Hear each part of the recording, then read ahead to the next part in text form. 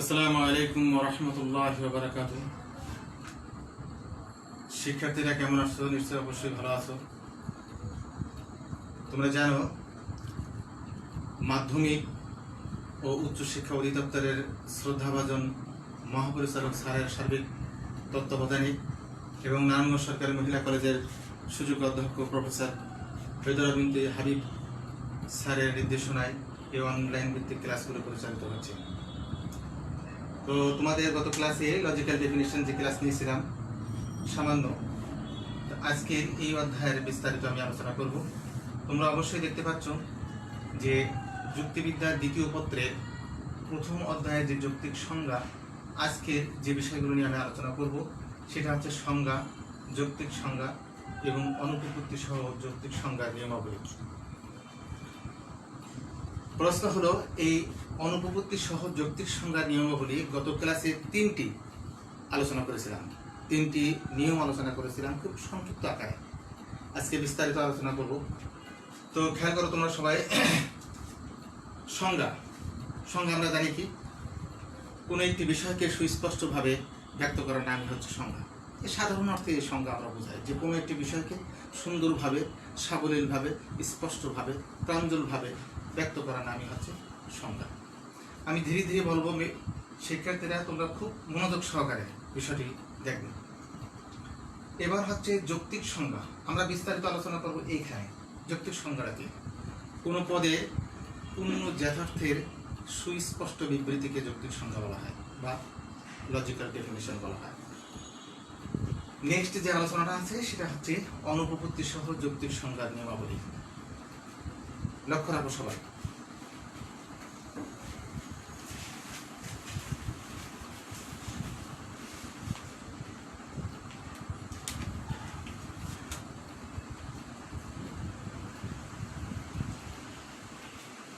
শিক্ষার্থীরা খেয়াল রাখো, আমি লিখছি 1, অর্থাৎ যৌক্তিক সংজ্ঞার মোট 5টি নিয়ম আছে।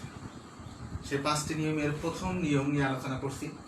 প্রথম নিয়মটা হচ্ছে এই, যে পদের সংজ্ঞা দিতে হবে সেই পদের পূর্ণ যথার্থ উল্লেখ করতে হবে। আমি কথা লিখছি, সেটা হচ্ছে পূর্ণ যথার্থ।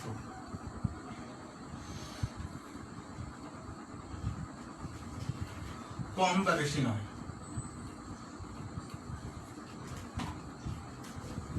শিক্ষার্থীরা খেয়াল রাখো, নিয়মটা বললাম এই যে 1 নম্বর নিয়ম হচ্ছে যে পদের সংজ্ঞা দিতে হবে সেই পদের পূর্ণ যথার্থ উল্লেখ করতে হবে, কিন্তু তার কমও করতে পারবো না, আবার বেশিও করতে পারবো না।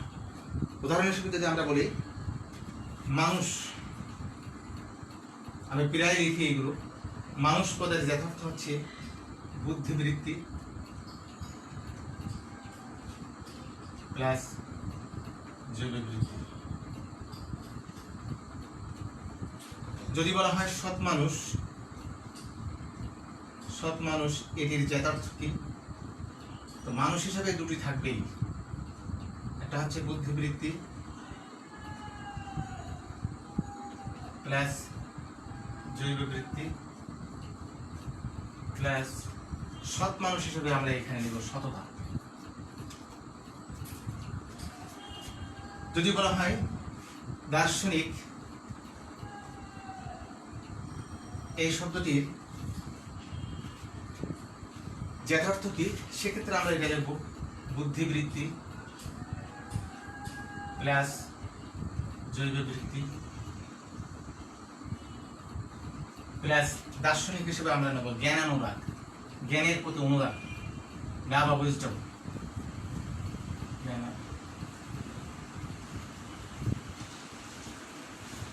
তাহলে আমরা দেখলাম যে 1 নম্বর নিয়মে হচ্ছে এই যে পদের পূর্ণ যথার্থ উল্লেখ করতে হবে, কমও নয় বেশিও নয়। যখন মানুষ হিসেবে আমরা বলবো যে মানুষ পদের যথার্থটা কি, তখন পূর্ণ বিষয়টা লিখব যে বুদ্ধিবৃত্তি প্লাস জৈববৃত্তি। যদি বলি সৎ মানুষের যথার্থটা কি, তাহলে বলবো মানুষ হিসেবে থাকবে বুদ্ধিবৃত্তি প্লাস জৈববৃত্তি, আর সৎ মানুষ হিসেবে থাকবে সততা। দার্শনিক হিসেবে আমরা বলবো কি, দার্শনিক যেহেতু মানুষ, সেক্ষেত্রে আমরা বলবো বুদ্ধিবৃত্তি প্লাস জৈববৃত্তি প্লাস জ্ঞানানুরাগ। এইগুলো বিষয়ে আমরা কিন্তু প্রথম নিয়মে আমরা দেখলাম। এখন প্রথম নিয়ম লঙ্ঘন করলে কয়েকটা অনুপপত্তি ঘটবে, সেই অনুপপত্তিগুলো আমরা দেখার চেষ্টা করব। শিক্ষার্থীরা খেয়াল করবে সবসময় যে নিয়মগুলো উপস্থাপন করব সেই নিয়মের ক্ষেত্রে অবশ্যই তার অনুপপত্তি আছে। কয়েকটা অনুপপত্তির অর্থ হচ্ছে এই যে একটা ভুল, একটা যৌক্তিক ভুল হবে, সেই ভুলগুলো কী কী এবং কয়টা ভুল, কোন কোন নিয়মের কয়টা ভুল হচ্ছে, সেই ভুলগুলো তোমাদের দেখাতে হবে। তাহলে আমরা যদি বলি এখন যে প্রথম নিয়ম লঙ্ঘন করলে কয়টি নিয়ম লঙ্ঘিত হবে? এক, প্রথম যে নিয়মটা আমরা যদি অনুসরণ না করি তাহলে 4টি অনুপপত্তি ঘটবে। কয়টি? 4টি। এই 4টি বিষয়ের নাম লিখতে হবে। এই 4টি বিষয়ের 1 নম্বর হচ্ছে, তোমরা জানো গত ক্লাসে আমি সংক্ষিপ্তভাবে বলছিলাম, 1 নম্বর হচ্ছে বাহুল্য সংজ্ঞাজনিত অনুপপত্তি। বাহুল্য সংজ্ঞাজনিত অনুপপত্তি। 2 নম্বর হচ্ছে অবন্তর লক্ষণ জনিত অনুপপত্তি। 3 নম্বর লিখেছিলাম অতি ব্যাপক সংজ্ঞাজনিত অনুপপত্তি এবং 4 নম্বরটি ছিল অব্যাপক সংজ্ঞাজনিত অনুপপত্তি। তো এই 4টা অনুপপত্তি খেয়াল রাখবে যে অনুপপত্তিগুলো কি কি এবং এই অনুপপত্তিগুলোর যে ব্যাখ্যাটা, সেই ব্যাখ্যাটা এবার একটু খেয়াল করো। তাই 1 নম্বর নিয়ম, যে এক নিয়ম অনুসরণ না করলে যে নিয়ম 4টি নিয়ম লঙ্ঘিত হবে তার মধ্যে একটি ছিল হচ্ছে বাহুল্য সংজ্ঞা অনুপপত্তি। বাহুল্য সংজ্ঞা অনুপপত্তি।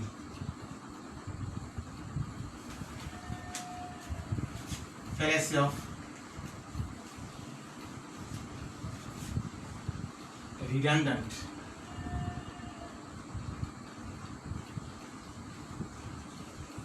definition.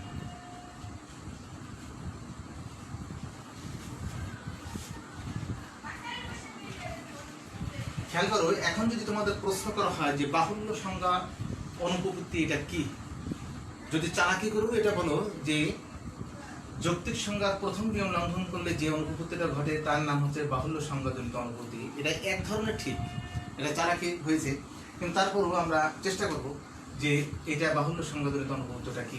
সেটা হচ্ছে এই যে কোনো পদের যখন আমরা সংজ্ঞা দিব, যদি বলা হয় বাহুল্য সংজ্ঞাজনিত অনুপপত্তিটা কি, সেটা লক্ষ্য রাখো। যখন কোনো পদের আমরা সংজ্ঞা দেব, সেই পদের সংজ্ঞা দেওয়ার সময় যথার্থের যদি অতিরিক্ত একটি গুণ, উপলক্ষণ, এটা যদি অনুসরণ করা হয়, তাহলে আমি আবারও বলছি, কোনো পদের সংজ্ঞা দেওয়ার সময় যদি অতিরিক্ত একটি গুণ,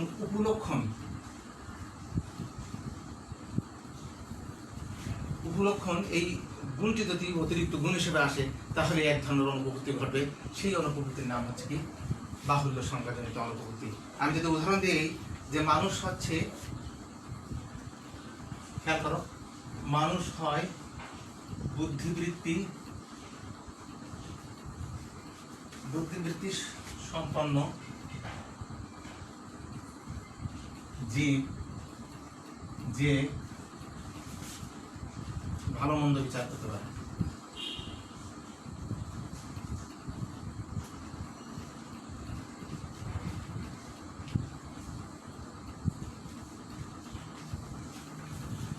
শিক্ষার্থীরা খেয়াল রাখো, এখানে যে বিষয়টা উপস্থাপন করা হয়েছে উদাহরণ হিসেবে, যে অতিরিক্ত যে একটা গুণ আমি উল্লেখ করা হয়েছে, উপলক্ষণ, সেটা হচ্ছে মানুষ হয় বুদ্ধিবৃত্তি সম্পন্ন জীব। এটা সঠিক, কিন্তু এর পরে যে অংশটি আমি লিখছি সেটা হচ্ছে যে ভালো মন্দ বিচার করতে পারে। এই অতিরিক্ত গুণটি সংযুক্ত করার কারণে যে অনুপপত্তি ঘটছে তার নাম হচ্ছে বাহুল্য সংজ্ঞাজনিত অনুপপত্তি। তাহলে খেয়াল করবে এই যে এটা মনে রাখার একটা টেকনিক হচ্ছে এই যে এই ধরনের সংজ্ঞায় উপলক্ষণ এই বিষয়টি কিন্তু চলে আসে অতিরিক্ত গুণ হিসাবে। 2 নম্বর যে অনুপপত্তিটা আমরা বলছিলাম সেটা হচ্ছে বাহুল্য সংজ্ঞাজনিত অনুপপত্তি। 2 নম্বর বলছিলাম অবান্তর লক্ষণজনিত অনুপপত্তি। অবান্তর লক্ষণ জনিত, accidental definition, fallacy of accidental definition.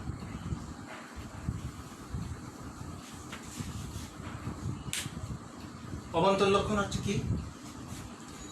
যে গুণটি যথার্থের অংশ নয় এবং যথার্থ থেকে অনিবার্যভাবে নিঃসৃত হয় না, সেটাই হচ্ছে অবান্তর লক্ষণ। এটা আমরা প্রথম পত্রে পড়েছিলাম যে অবান্তর লক্ষণটা কি। অবান্তর লক্ষণ কত ভাগে ভাগ করা যায়? 4 ভাগে ভাগ করা যায়। শ্রেণীগত বিচ্ছেদ্য, শ্রেণীগত অবিচ্ছেদ্য, ব্যক্তিগত বিচ্ছেদ্য অবান্তর লক্ষণ, ব্যক্তিগত অবিচ্ছেদ্য অবান্তর লক্ষণ, এগুলা এটা আমরা বিধিবদ্ধ চ্যাপ্টারে প্রথম অধ্যায়ে পড়ছিলাম। তো যাই হোক, আমরা এখন শিখবো এটাই যে অবন্তর লক্ষণ জনিত যে অনুপপত্তিটা ঘটে এটাও কিন্তু 1 নম্বর নিয়ম লঙ্ঘন করলে যে অনুপপত্তিটা ঘটবে সেটাই। তো এখানে গত যেটা বলছিলাম বাহুল্য সংজ্ঞার ক্ষেত্রে ছিল উপলক্ষণ, অতিরিক্ত গুণটা হিসেবে যখন আমরা উপলক্ষণ হবে, আর এইখানে হচ্ছে অবান্তর লক্ষণ। কথার অর্থ হচ্ছে যে পদের সংজ্ঞা দেবো আমরা সেই পদের সংজ্ঞায় যখন অতিরিক্ত গুণ হিসেবে আমরা অবান্তর লক্ষণটাকে নিয়ে আসবো তখন এক ধরনের অনুপপত্তি ঘটবে। যে অনুপপত্তি ঘটবে তার নাম হচ্ছে অবান্তর লক্ষণ জনিত অনুপপত্তি। এর উদাহরণ হিসেবে যদি আমি বলি সেটা হচ্ছে হয় মানুষ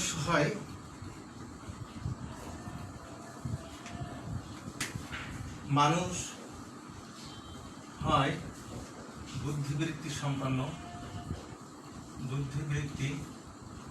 সম্পন্ন দ্বিপদ প্রাণী। প্রত্যেকটা মানুষের পা আছে দুটি। কথা হলো এই যে অতিরিক্ত একটি গুণ অবান্তর লক্ষণ, অতিরিক্ত একটি গুণ হিসেবে আমরা যেখানে উল্লেখ করলাম, এই উল্লেখ করার কারণে এক ধরনের অনুপপত্তির সৃষ্টি হয়েছে। সেই অনুপপত্তির সৃষ্টিটা হচ্ছে অবান্তর লক্ষণ জনিত অনুপপত্তি। শিক্ষার্থীরা খেয়াল করো, আমরা কিন্তু এখনো প্রথম নিয়মের ভিতরে আছি। যে প্রথম নিয়মটা উল্লেখ করলাম এবং প্রথম নিয়মের ক্ষেত্রে যে 4টি অনুপপত্তি ঘটে সেই 4টা অনুপপত্তির মধ্যে আমরা 2টি অনুপপত্তি দেখালাম। তৃতীয় অনুপপত্তি হচ্ছে অব্যাপক সংজ্ঞাজনিত অনুপপত্তি। খেয়াল করো,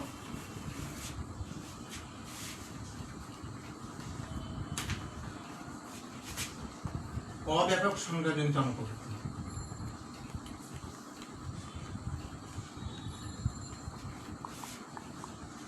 Fallacy of two narrow definition.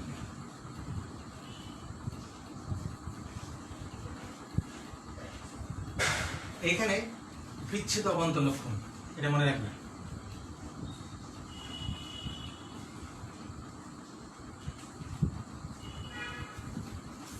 যদি বলা হচ্ছে এরকম যে কোনো পদের সংজ্ঞা যখন আমরা অতিরিক্ত একটি গুণ হিসাবে যখন বিচ্ছিন্ন অবান্তর লক্ষণটাকে আমরা নিয়ে আসবো তখন এক ধরনের অনুপপত্তি ঘটবে। সেই অনুপপত্তির নাম হচ্ছে অব্যাপক সংজ্ঞাজনিত অনুপপত্তি। এরা হচ্ছে কি, মানুষ হয় বুদ্ধিবৃত্তি সম্পন্ন। আমরা যদি বলি মানুষ, উদাহরণ হিসাবে যদি আমরা বলি মানুষ হয় বুদ্ধিবৃত্তি সম্পন্ন সভ্য প্রাণী। এই যে সভ্য প্রাণীটা আমরা নিয়ে আসলাম, এই সভ্য প্রাণী অতিরিক্ত একটি গুণ বিচ্ছেদ অবান্তর লক্ষণ এটা নিয়ে আসার কারণে এক ধরনের অনুপপত্তির সৃষ্টি হয়েছে। সেই অনুপপত্তির নাম হচ্ছে অব্যাপক সংজ্ঞাজনিত অনুপপত্তি। লাস্ট অফ অল আছে যে অতি ব্যাপক সংজ্ঞাজনিত অনুপপত্তি। এটা হচ্ছে কি 4 নাম্বার, অতি ব্যাপক সংজ্ঞাজনিত অনুপপত্তি।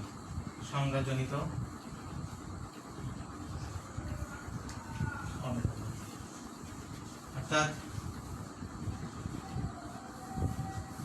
fallacy of two wide definition।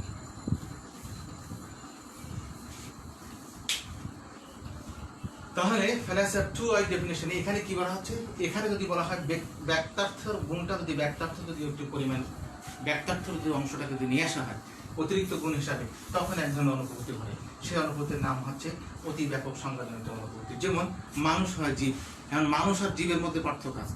মানুষ জীবই, কিন্তু জীবের সংখ্যা বেশি নাকি মানুষের সংখ্যা বেশি? অবশ্যই জীবের সংখ্যা বেশি। আবার যদি বলা হয় মানুষ হয় সৎ, মানুষ হয় সৎ, মানুষ হয় অসৎ, সেক্ষেত্রে কিন্তু আমরা মানুষটাকে ক্লাসিফিকেশন করছি যে এখানে সৎ এবং অসৎ এই দুটির সমষ্টি হচ্ছে কিন্তু মানুষ। কিন্তু যদি বলা হয় মানুষ হয় জীব, সেক্ষেত্রে অবশ্যই জীব তো বটেই, কিন্তু জীবটাকে বেশি নিয়ে আসার কারণে জীবের সংখ্যা এখানে শুধুমাত্র মানুষ না, অন্যান্য ক্ষেত্রে এখানে চলে আসে। এই ধরনের বিষয়টি চলে আসার কারণে এক ধরনের অনুপপত্তির সৃষ্টি হয়েছে, সেটা হচ্ছে অতি ব্যাপক সংজ্ঞাজনিত অনুপপত্তি। তাহলে এতক্ষণ আমরা যে আলোচনা করলাম সেটা হচ্ছে যে যৌক্তিক সংজ্ঞার যে 5টা নিয়ম আছে সেই 5টা নিয়মের প্রথম নিয়মটা হচ্ছে একটু বড় নিয়ম। প্রথম নিয়মটা বললাম এবং 4টা অনুপপত্তির নাম কিন্তু আমরা লিখলাম। একটা হচ্ছে যে বাহুল্য সংজ্ঞাজনিত অনুপপত্তি, 2 হচ্ছে অবান্তর লক্ষণজনিত অনুপপত্তি, 3 অব্যাপক সংজ্ঞাজনিত অনুপপত্তি এবং 4 অতি ব্যাপক সংজ্ঞাজনিত অনুপপত্তি। 2 নম্বর নিয়ম হচ্ছে যে পদের সংজ্ঞা দিতে হবে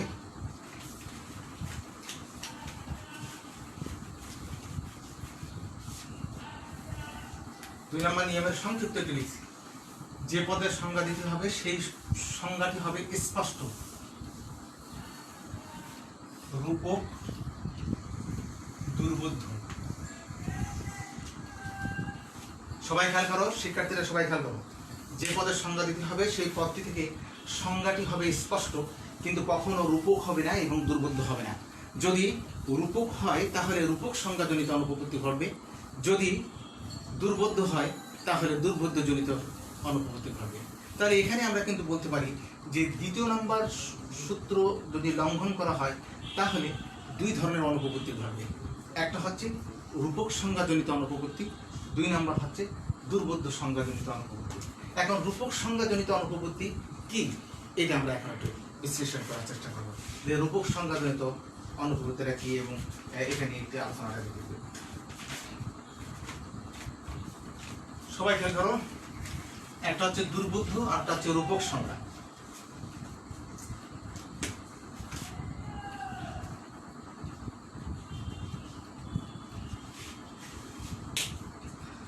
কোন পদের সংজ্ঞা যদি রূপক ভাষাটা ব্যবহার করা হয়, খেয়াল করো, কোন পদের সংজ্ঞা যদি রূপক ভাষাটা ব্যবহার করা হয় তখন যে ধরনের অনুপপত্তি ঘটে তখন তার নাম হচ্ছে রূপক সংজ্ঞাজনিত অনুপপত্তি। এখন রূপক সংজ্ঞাজনিত অনুপপত্তির কি উদাহরণ করে কি কি আমি একটু লিখি। মানুষ, কয়েকটা উদাহরণ লিখছি, খেয়াল করো সবাই। মানুষ হয় সৃষ্টির মুকুট, সিংহ হয় পশুরাজ,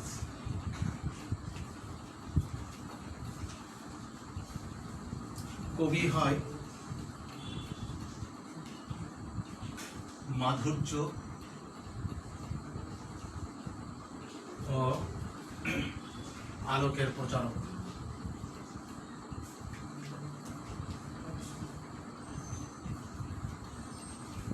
উট হয়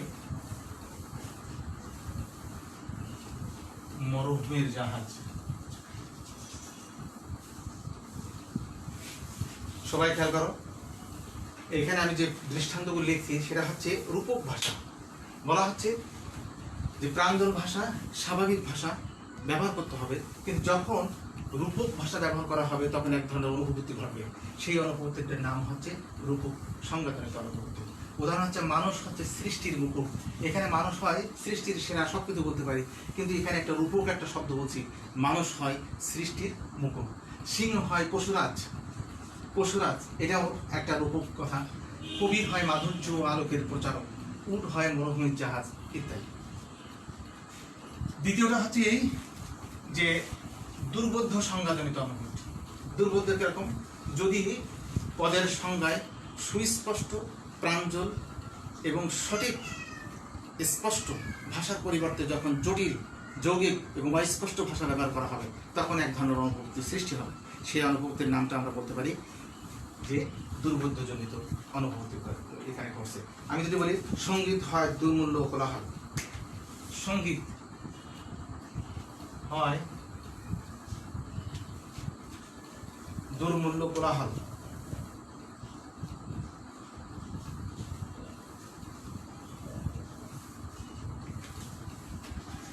এই ধরনের অস্পষ্ট বলার কারণে, অস্পষ্টতা থাকার কারণে এখানে যে অনুপপত্তির সৃষ্টি হয়েছে সেটাই হচ্ছে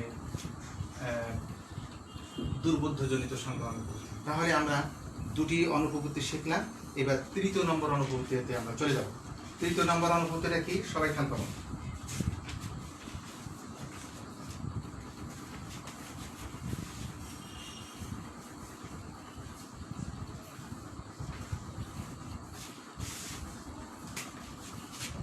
তিন নম্বর নিয়ম, সমার্থক প্রতিশব্দ। যে পদের সংজ্ঞা দিতে হবে সেই পদে সমর্থক বা প্রতিশব্দ ব্যবহার করা যাবে না, এটা হচ্ছে নিয়ম। আর যদি আমি প্রতিশব্দ ব্যবহার করি তাহলে এক ধরনের অনুপপত্তি সৃষ্টি হবে। এখন প্রশ্ন হলো যে নিয়মটা হচ্ছে যে পদের সংজ্ঞা দিতে হবে, 3 নম্বর নিয়ম, যে পদের সংজ্ঞা দিতে হবে সেই পদের সমর্থক বা প্রতিশব্দ ব্যবহার করা যাবে না। যদি সমর্থক বা প্রতিশব্দ ব্যবহার করা যায় তাহলে এক ধরনের অনুপপত্তি সৃষ্টি হবে। সেই অনুপপত্তি সৃষ্টিটা এখানে বলা হবে চক্রক সংজ্ঞাজনিত অনুপপত্তি। খেয়াল করবে এটা পরীক্ষা অনেক সময় আসে যে চক্রক সংজ্ঞাজনিত অনুপপত্তি, circling definition, circling definition, fallacy of circular definition। এই চক্রক সংজ্ঞাজনিত অনুপপত্তি এরা যৌক্তিক সংজ্ঞা 3য় নম্বর নিয়ম লঙ্ঘন করছে। তাহলে এখানে লঙ্ঘন করছে কোন কারণে দেখতে হবে যে সমর্থক শব্দ ব্যবহার করা হচ্ছে। যেরকম উদাহরণ যদি আমি দিই, টাকা হয় অর্থ,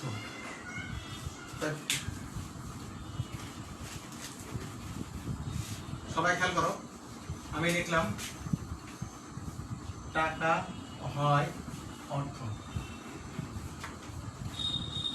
2 নম্বর, মানুষ হয় মানব সন্তান। সবাই খেয়াল করো,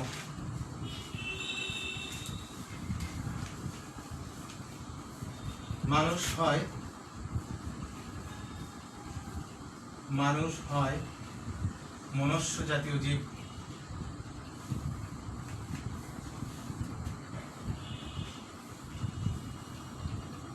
গ্লোসিয়ার হয়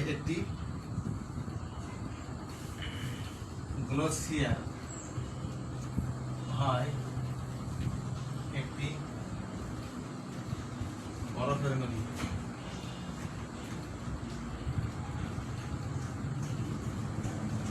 যিনি শিক্ষকতা করেন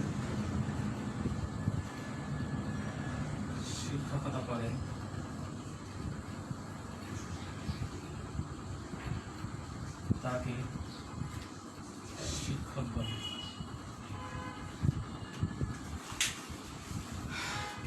শিক্ষার্থীরা খেয়াল করো, এখানে বলা হচ্ছে টাকা হয় অর্থ। এখানে টাকা যেটা অর্থ একই মিনিংটা আছে। মানুষ হয় মানব সন্তান বললে আমরা মানুষকে বোঝাই। মানুষ হয় মনুষ্য জাতীয় জীব বললে আমরা মানুষকে বুঝতে পারি। গ্লোসিয়ার হয় একটি বরফের নদী যখন আমরা বলবো তখন সেটা গ্লোসিয়ার হিসেবে আমরা নেব। যিনি শিক্ষকতা করেন তাকে শিক্ষক বলা হয়। শিক্ষক তিনি শিক্ষকতা করেন। 4 নম্বর নিয়ম আমরা অনুসরণ করি, যে 4র্থ নম্বর নিয়মটা কি, এরপরে 5ম নম্বর নিয়ম উল্লেখ করে আমরা শেষ করব। 4 নম্বর নিয়ম। 4 নম্বর নিয়মে বলা হচ্ছে যে সদর্থক ভাষা ব্যবহার করতে হবে। সদর্থক বা অ্যাফার্মেটিভ বা ইতিবাচক।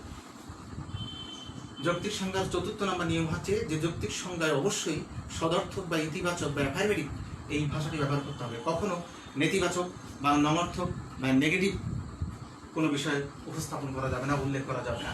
যদি যায় তাহলে এক ধরনের অনুপপত্তি ঘটবে, তার নাম হচ্ছে fallacy of negative definition. Fallacy, খেয়াল করো সবাই, ফ্যালাসি অফ নেগেটিভ ডেফিনেশন। যে কোনো ধরনের নেগেটিভ আসলে খারাপ। আমরা যদি বলি A- এবং B+, এই দুটোর মধ্যে আসলে কোনো ডিফারেন্স নাই, কিন্তু A- বললে সবসময় এটা নেগেটিভ বোঝায়, এটা না বলাই ভালো। B+ বললে একটু ইতিবাচক বিষয়টাকে বলা হচ্ছে। তো যাই হোক, আমরা যদি বলি যে 4র্থ নম্বর নিয়ম হচ্ছে সদর্থক বা ইতিবাচক শব্দটি ব্যবহার করতে হবে। আমরা কখনো নমর্থক বা নেতিবাচক বা নেগেটিভ কোনো বিষয় উপস্থাপন করব না। আর যদি করা হয় সেক্ষেত্রে এক ধরনের অনুপপত্তির সৃষ্টি হবে। আমরা অবশ্যই এখানে দেখছি সেই অনুপপত্তির নামটা হচ্ছে নমর্থক বা ফ্যালাসি অফ নেগেটিভ ডেফিনেশন, নেতিবাচক সংজ্ঞাজনিত অনুপপত্তি। উদাহরণ হিসেবে যদি আমি বলি, সবাই খেয়াল করো, আর একটা নিয়ম আছে, শেষ করো, পাপ নয় পুণ্য।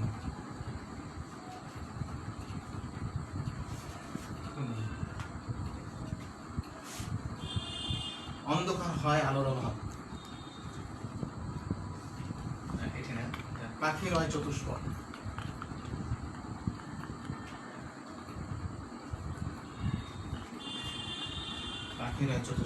মানুষ নয় জড়বস্তু।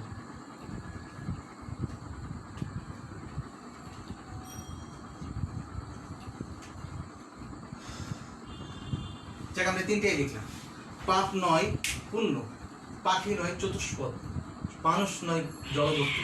এই সবগুলো সত্য কথা, কিন্তু প্রশ্ন হলো আমরা নেগেটিভ অর্থ প্রকাশ করছি।